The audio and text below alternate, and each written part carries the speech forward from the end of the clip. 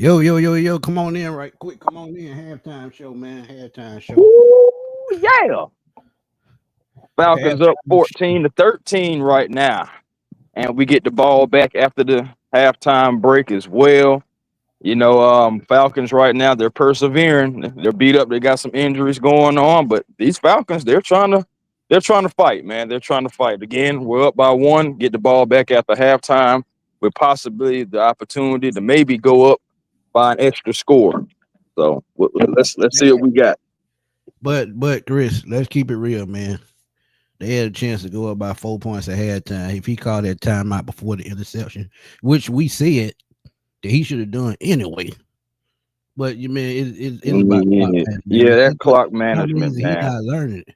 Yeah, Bro, it's like yeah. I don't know what it is. It's like he overthinks or he's out thinking himself or something. I don't know. I figure, you call a timeout because you just never know what may See what happen. happened. And then the very next play, Jesse Bates, back to back weeks, quarterbacks checking into the Bates Hotel. And what I'm saying, he getting the interception. I feel like if you had a timeout, you might have been able to take a shot to possibly try to get in the field goal range. It's all about maximizing your opportunities to giving yourself opportunities to possibly score.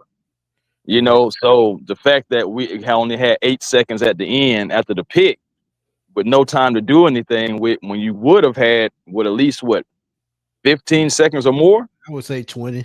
I You say know what 20. I'm saying? Like, okay, so you would have had about 20 seconds. You can do a lot in 20 seconds. You can run multiple plays in 20 seconds.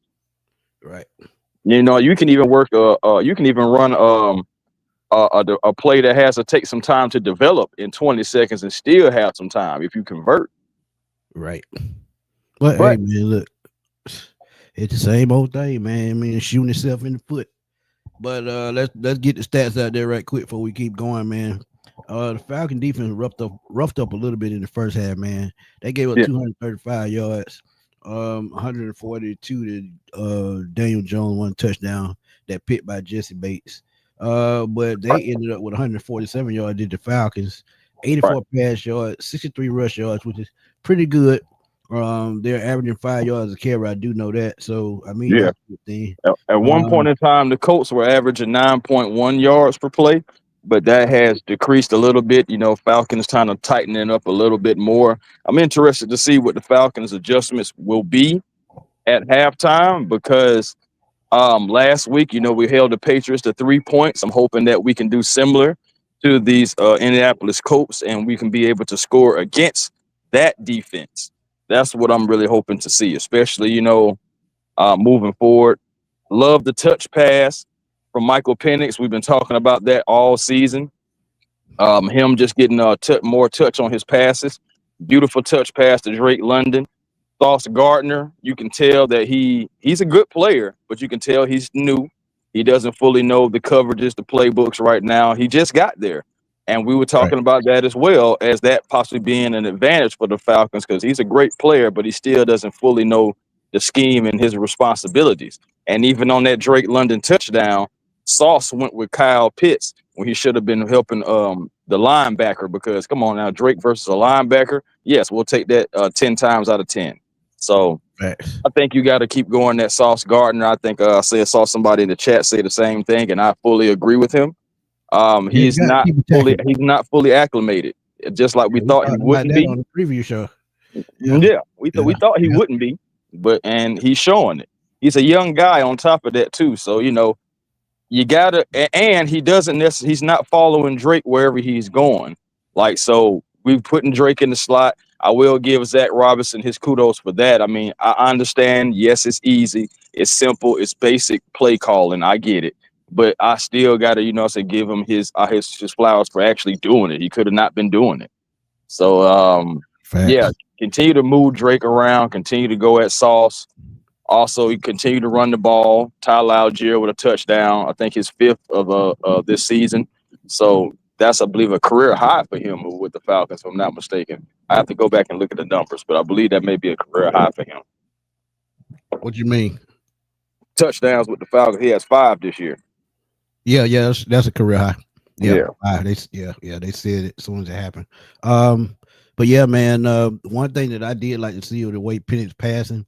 The play call is still, predictable at certain points, but to see him throw that touch pass for a touchdown lets me know that he's been working hard on doing that. Because I mean, we just talked about that in the pregame as well, the preview show about him putting touches on the pad. Well, I know, when I said that, I said he Yeah, got to do that, man.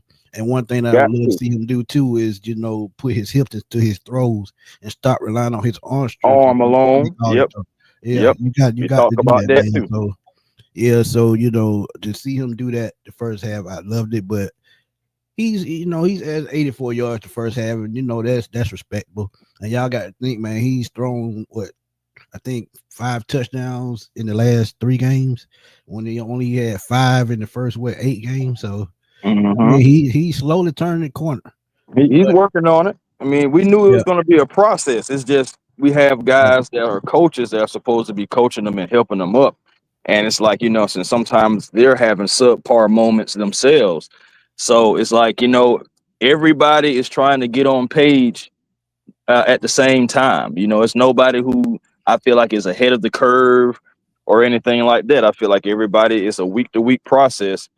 And that's something that we're just going to have to endure for the rest of the season, and just hopefully it just goes in the right direction. But so far, so good in Berlin. Berlin right now. Actually, the Colts, their kicker is having kicking issues. He's missing extra points. He's missing field goals. So maybe since some of that kicking bad juju that we've been having, maybe when we dapped everybody up, we transferred. So that's so I'm hoping that their kicker, who actually their kicker he was let go by the Chargers a few years ago because he was starting to miss kicks and starting to kind of fall off a little bit. So what hopefully, the hell is going on with kickers, man? I mean, it seems like it's just going on all around the NFL. I When mean, if you look at the when last three Justin years, Tucker, you feel like it's been going down. You look at the last three yeah, years for real and the yeah, totality man. of it all. Bro, look at Justin Tucker, man. One of the best, most accurate kickers in NFL history ended up starting to miss kicks before he started got there going upside for head. But he's one of the best kickers all the time, and he started to miss kicks. So maybe, kicking is probably becoming a thing of the past. Yeah, it's still key to games, but you're gonna start seeing more teams go for it on fourth down, which you starting to see now. So How about that? You already there, and yeah, and yeah, but guess what? That also is going to do. That's going to raise the salary of good kickers, because if you are a kicker who are barely missing kicks, your agent can go and say, hey, look at the totality of the league. Other teams are going forward on fourth down because they can't trust their kicker. So therefore my agent needs more money because, like, for example, let's just hypothetically throw a number out there. He's 22 for 22 on extra points, and he's 27 for 27 on field goals. So if you look at other guys, they're missing kicks. This guy is not. He needs more money. right. Zulu War, you absolutely correct. That's what me and Chris were talking about. Texan wise, what the hell is he looking at? Third and long, and you get a sack. Common sense. Call it Man, time out. call the time out. Yes, because we could have still had an opportunity. I feel like it was more so that he had his mind made up to play for the second half. Because again, we get the ball back to start the second half. Yeah, But but Chris, you I got to want take him. I advantage of want every Coach Rod to get opportunity. that killer. I want Coach Rod to have that killer mentality. I don't know if he has it in him or Yeah. not, or if he just wants to be the good guy or what. I don't know. But I need Coach to get more of a killer mindset, killer Let me, mentality when let me ask stepping you on one their thing. neck. Well, let me ask you one thing. A coach with killer instinct. Do you ever see him smile and chew gum all the damn time? Look at Bill Belichick. That motherfucker that never smile. Shoot, man, just look at Mike Vrabel last week. I mean, we can even Exactly. go. We can Under even go Bill even sooner Belichick than too. that. Right. Yeah. Look at the coach right across on the other sideline. Yeah, He ain't smile. Steichen, yeah, Steichen. Yeah, so I mean, we're talking about somebody that didn't come from either organization. So Yeah, on that bullshit. it just But all depends on the makeup of the coach.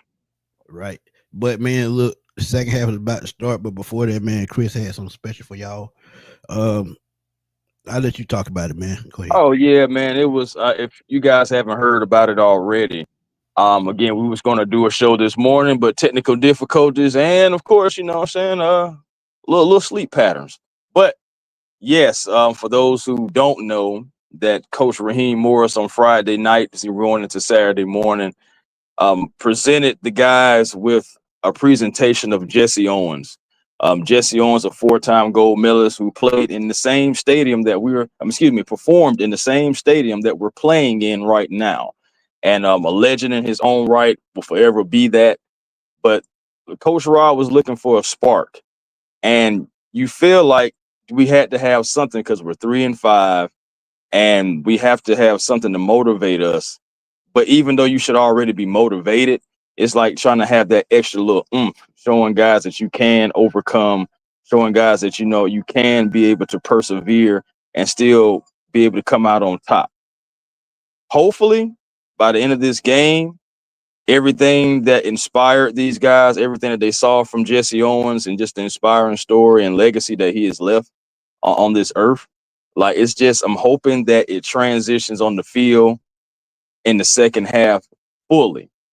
And we have a second half that's similar to how we had last week against the Patriots, holding the 3 points, and we're putting up points as well. Like overall, hopefully that can be the spark. I know for some people it may seem a little cheesy, and I understand, but it's like at the same time we have to find something because he knows we have to make these playoffs. We have to at least look competitive, or heads are going to roll at the end of the year. Yeah. So yeah. We're gonna see it. What it can do, man. Not for everybody, man. I'm just saying, man. Who killer instinct sit up and smile all damn time chewing gum. But Chris absolutely right about Jesse Owens, man. One thing y'all got to realize, man. Y'all knew it was bad for black folks back then, man. And then even in Berlin, you had the Nazis. So when you think about things of that nature, yeah, shoot, Hitler helped build the stadium that we're playing in. Exactly. So when you talk about things like that or overcoming things like that, you can overcome anything. So look, telling y'all this should be a interesting second half. Let's pray that they get it together. No more turnovers because they got that one touchdown on turnover. It's not for that. We probably up 14-7, but it is what it is. Keep the game going. And Chris, you ain't got nothing else to say, man. We can roll on out and we'll see y'all on the post game. I'm just gonna say this, man. I'm just gonna say this.